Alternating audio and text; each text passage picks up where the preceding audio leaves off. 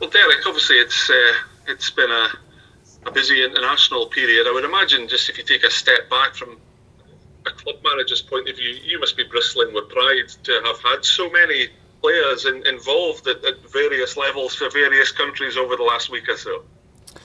Yeah, I mean, I think there is always that sense of pride when your players go away. There's also a sense of nervousness and trepidation, because obviously the start of the week you just start thinking about the next game and making sure everybody comes through it unscathed. I think obviously the obvious one is Big Andy being involved and knowing how much it means to him, and in particular at the kind of later stage of his career, you know, it's probably been even more gratefully received by himself and everybody connected with the club. You know, we see how Andy's performed for us over a period of time, and very consistent, and it is a reward for his perseverance. And now maybe the perception on Big Andy from others is different because of how he's performed in a Scotland shirt. But anybody who watches us regular will see that as the two performances have been very an Andy Considine performance, just in a dark blue jersey. So delighted for him that he's getting a bit of recognition from out with everybody at our club, and from everybody within the club. We're all delighted for him, because we do feel it's something he's worked towards, and he's managed now to achieve something that was always very important to him. So now hopefully he'll go on and win many more on the back of his two performances. It's quite ironic to probably get in on the back of Scott McKenna withdrawn from the squad. There is an irony there. And obviously Scott's been one who's been our main left centre-back at the club, and Andy's flirted between left centre-back and a left-back. People have said that he isn't a left-back, but I think he's won Player of the Year 3 times at our club, playing it predominantly as a left-back and a safe pair of hands. And regardless of what position he plays, a defender, traits of a good defender are being dependable, trustworthy, making good decisions, and that encapsulates Andy. You know, I think wherever he plays for you, he's been all of those over a period of time now. So brilliant, he gets his reward. I think the fact that we're playing a back three in Scotland have now turned to a back three as well. I think that allowed Andy just to settle into the game pretty comfortably, and I thought a lot of things went in his favour for the first time probably, and allowed him to get the all important caps, and hopefully he's on his way with that now. You know, I'm not going to say he's going to play 30-40 times for Scotland, but certainly capable of playing more than twice he's already done. You mentioned at the start of that answer there about how you have a sense of pride, but also a sense of trepidation. Has everyone that's been involved with the international sides, have they all returned fit and healthy and no issues with any of them? No, McLennan had a little knee knock, but we came in yesterday and got treatment. He's fine, he'll train tomorrow. We Hernandez and Niall won't get back in the country until tonight. So we won't set eyes on them until tomorrow morning, but both, as far as we know, are fine. Young Lewis Ferguson played against the Czech Republic last Friday, and understanding with the SFA was that being the more important game for them. Not more important, but maybe a more difficult game, challenging game, that Lewis came back to us. So Lewis has managed to manage a little thigh injury. He's trained the last couple of days now and is good to go for the weekend. So everyone's fine that was away in international duty. Obviously, you know, Andy get tested a wee bit more against the Czech Republic, and he had his hands full like the rest of the defence last night. So he's just come in for lunch, get a little TLC with the physios and turned his legs over, but he'll train tomorrow. And just a final one on the international thing from me. I mean, we've seen how COVID's reared its ugly head at international level right across the board over the last couple of weeks. I mean, from a club manager's point of view, you obviously want as many of your players to be recognised at international level as possible, but do you do it with an added, you know, is there now an added sense of trepidation and risk with the COVID issue? And does it make you think twice about, you know, encouraging players to go and play for the international side when that added risk is perhaps there now when it wasn't before? Yeah, I don't think you would discourage, but it is an added concern, no doubt. I think when you're obviously we've played 3 home games here this time around, and the next time around I think it might be 3 away games, I think. So I think when you're at home, there's maybe you can manage that risk a wee bit more easier and maybe kind of a bit more comfortable about it all. But obviously people in the international setup are a lot of those people involved in the international setup are involved at club setup, so it's there is protocols there that you feel comfortable that everybody's adhering to, but it's not without risk. But we're not without risk anyway, even if it's not an international week, you know. So it's you know, obviously it can impact on you, and if it happens in your own doorstep, you know, you just put your hands up and think it's happened. But I think maybe when you go away, you can start to think, or you start to blame because they're away with their country. And I just don't think that's, as long as the protocols are getting adhered to, and I'm sure they are, at all these nations, you know, it's sometimes you're going to get players and staff that can pick this up, you know, this, and sometimes if it happens when your players are away, you can look to blame. But I don't think you can blame if you're pretty sure everybody else is doing the right thing. So, you know, for me, I want my players to get involved. I know how important it is to them with the international, so we wouldn't be discouraging that. Thank you, Derek. Derek, how much of an example is Andy Considine of that sort of never give up attitude, staying professional, and, you know, he himself never said too much about being involved in Scotland, that, you know, if you keep persevering and, you know, working hard, staying professional at your club, you know, it can all change and you can become a Scotland international. Yeah, I think it's a great story, to be honest. I think it is a reward for that perseverance and always believing. You know, I think that we've had a lot of players over my time here go away with their country, you know, and it is always with a sense of pride when you see, well, it's been Devlin, McKenna, Shinnie was another one, you know, Jack, Christie, McLean, all these boys go away. I think Peter Pollitt and Mark Reynolds were in the squad. So, and Andy's always come in international breaks, done his work that's been given to him, taken himself over, and there has always been that conversation with him that, look, keep going next time around, you never know, you keep playing away, and but you do need that bit of good fortune as well. And like I say, I think the fact that there's a back five now getting played at a national level the last wee while, the fact that McKenna was out, you know, where to turn to next is maybe who's a natural left-sided centre-back, and Andy's been playing in that position, left of a 3 for all season now, so, and doing it very well.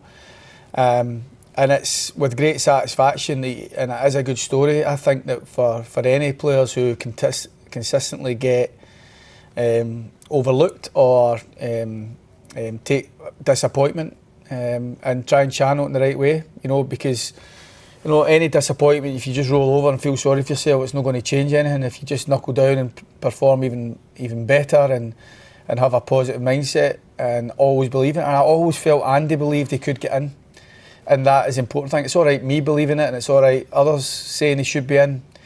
There's a lot more saying he should have been in now than there were a couple of weeks ago, right enough.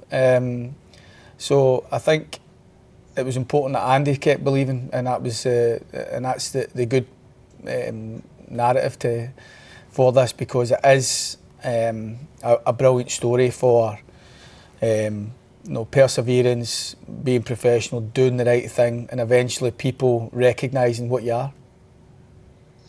Obviously Scotland have important games still to come. How much do you feel Andy can play a part in that, and should he play a part in that?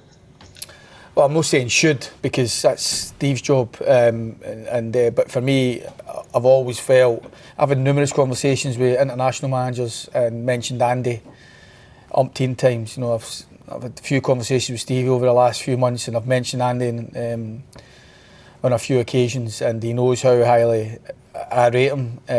But I think the important thing is Stevie has now had a chance to see Andy at close quarters, and he's obviously been part of 2 winning performances, keeping clean sheets in both. So, you know, if hopefully Andy has a good month for us before the next 3 weeks or so, before the next squad's announced, and he can be part of that. But, you know, I think he's got a better chance been in this squad, and certainly they will obviously being not in the original squad this time around. So he's done himself no harm, and I don't think after all this time Andy or myself would think he's a shoe-in now to be involved. But you know, it's up to him to keep doing what he's done for a long period of time, and I think the fact that I've said this for a while, it wasn't until I worked with Andy how I recognised how good he was. You know, from the outside in, seen he was a decent player, but he having worked with him day in, day out, and over a period of time now, 7.5 years or whatever, I know how good he is. So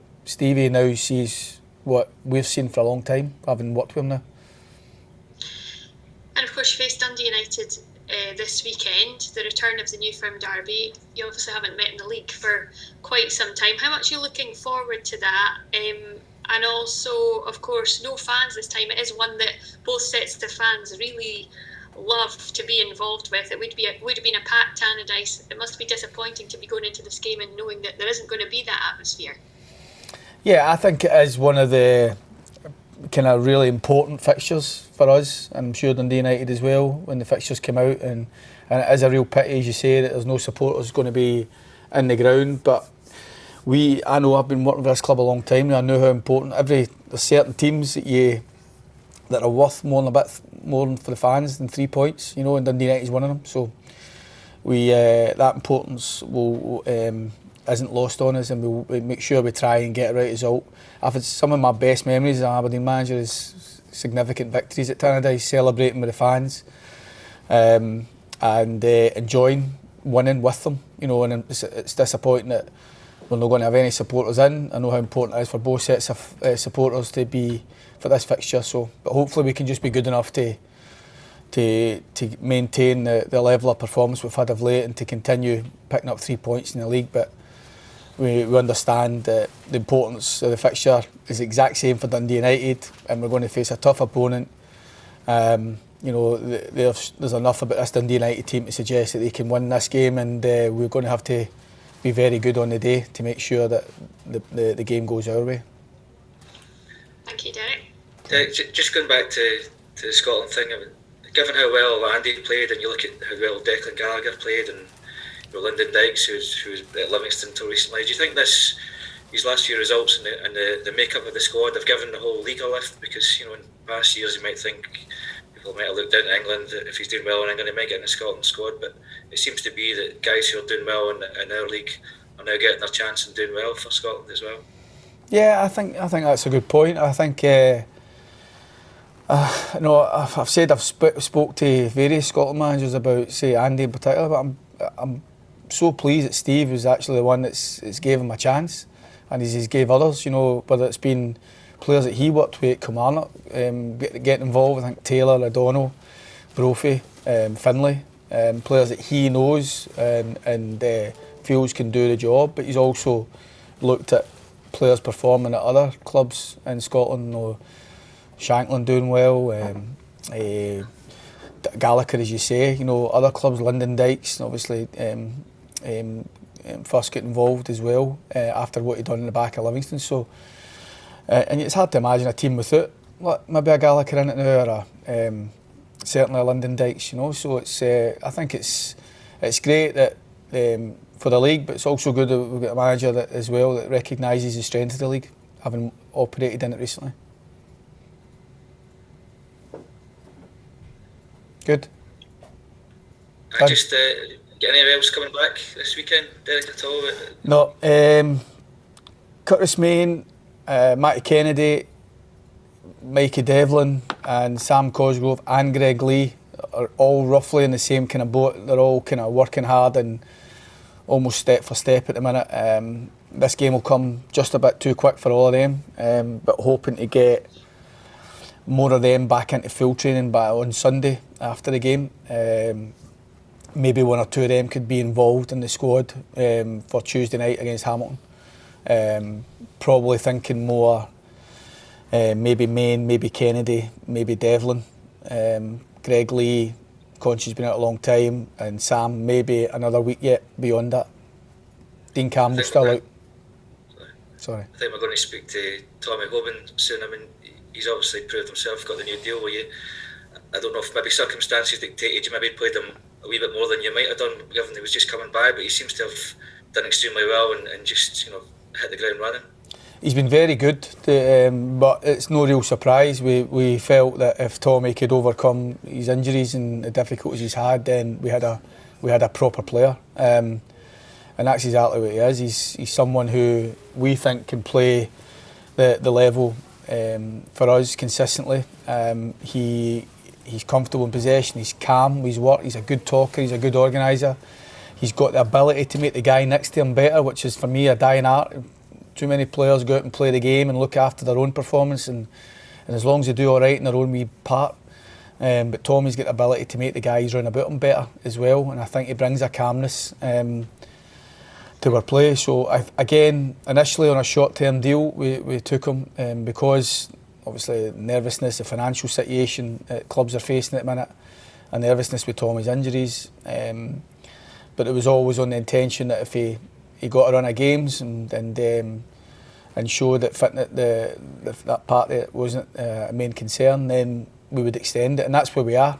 And I think both of us, myself and Tommy and everybody at the club, we enjoy having him here. He enjoys being here, and he'll say that for himself, I'm sure. And we would not rule out extending that further. I think at this moment, it's probably the right thing for us and him to a wee bit of peace of mind, that added security for the season, just concentrate and doing what he's doing, because I think he'll only get better as the season goes along. And he's been a big part of that, me being able to play a back three, me turning to play that system was because it suited a lot of the players we had in the building, and none more so than Tommy.